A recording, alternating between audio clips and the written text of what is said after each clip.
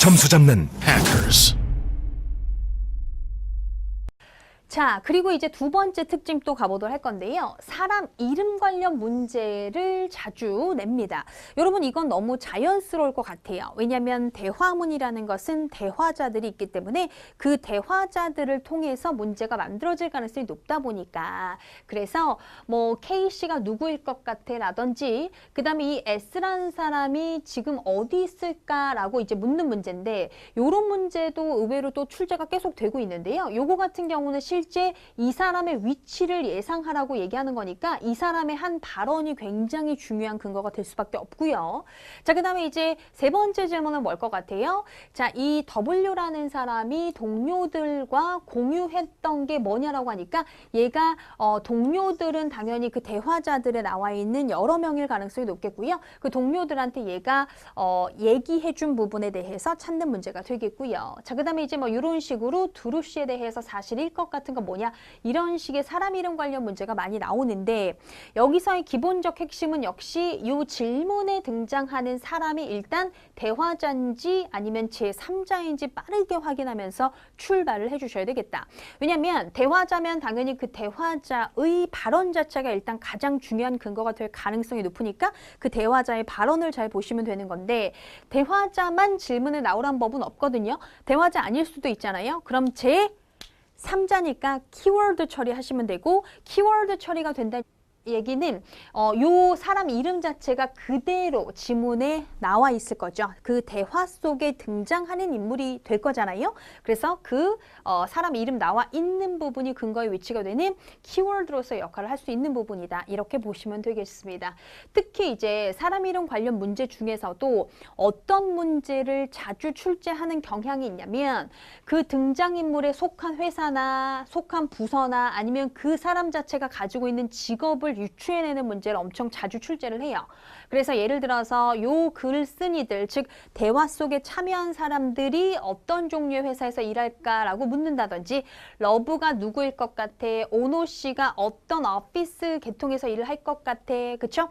그 다음에 그 밑에 내려가서 보면은 V라는 사람이 어떤 비즈니스에 속한 사람일까, 이런 식의 속한 회사나 부서, 직업 등을 유추해내는 문제를 자주 내는데, 요런 애들은 보통 어떤 식으로 분명히 추론 문제는 맞지만 하는 일에 대한 얘기, 하는 작업에 대한 얘기를 얘기해줘요. 그러니까 하는 일을 통해서 어떤 직업을 가졌거나 어떤 부서에 속했겠다, 어떤 뭐 회사에 속했겠다를 충분히 유추할 수 있게끔 내고요. 아니면 직접적인 직업 표현 같은 것을 통해서 속한 회사가 어딜지 예상하게도 낼 수 있다. 이렇게 보시면 되겠습니다.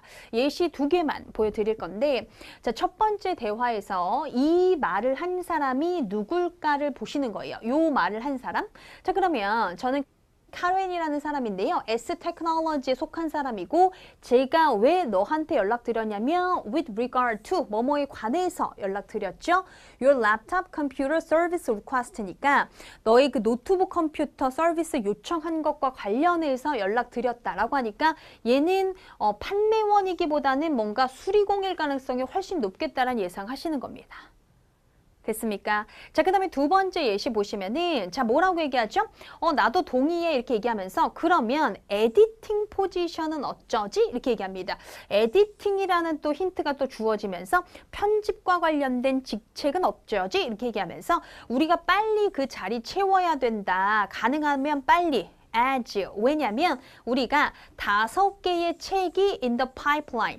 in the pipeline이라는 뜻은 뭐냐면 한창 진행 중인 이란 뜻이거든요. 그럼 5개의 책이 지금 한창 진행 중이니까 빨리 편집팀의 편집 포지션에 그 자리를 채워야 된다고 얘기하는 거죠. 그러니까 뭔가 사람 구하는 것과 관련해서 얘기를 하는 거잖아요. 그러면 이 얘기를 하는 사람이 속해 있을 가능성이 높은 거는 역시나 뭐일 가능성이 높겠어요? 퍼블리싱 컴퍼니 쪽일 가능성이 높겠죠. 그렇죠? 그래서 그 출판사의 가능성이 높겠고요. 여러분, recruiting agency라고 하는 거 있잖아요. recruiting agency는 뭐냐면 recruiting agency라고도 하고 recruitment agency라고도 할 수는 있는데, 그 회사하고 구직자 연결해주는 회사라고 생각을 하시면 되거든요. 근데 여기서 분명히 우리가 5개의 책을 지금 내려고 하고 있다라고 했기 때문에 얘가 속한 업체는 이 회사하고 구직자 연결해주는 업체는 아닐 거고 퍼블리싱 컴퍼니겠다라고 유추해내실 수 있는 거죠. 됐습니까? 오케이. 자, 좋아요. 자, 그러면 또 이제 마지막 세 번째 특징을 또 보도록 할 건데요. 미래 행동 방향이나 미래에 일어날 일을 묻는 문제로 또 문제가 잘 나오는데, 그러니까 요런 식의 질문이거든요.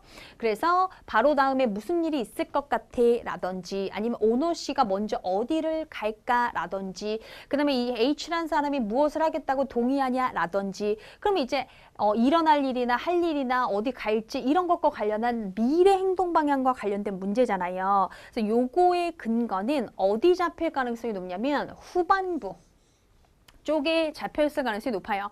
어떤 지문이든지 간에 Part 7에 나오는 지문은 뒤쪽에 미래 행동 방향에 대해서 얘기해주면서 마무리가 되는 경우가 엄청 많단 말이죠. 그러니까 이런 문제도 또한 뒤쪽에 나와 있을 가능성이 높다는 것을 꼭 기억하시면서 가시면 되겠습니다.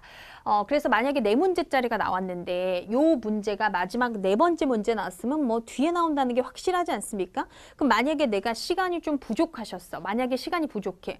4문제를 남겨놨는데 막 1분도 안 남고 한 30초 남은 것 같아. 그러면 거기서 4문제는 다 못 풀 거니까 거기서 4번째 문제라도 빠르게 풀고서 시험을 마무리하실 수 있어야 된다는 얘기입니다. 오케이. 자, 좋아요.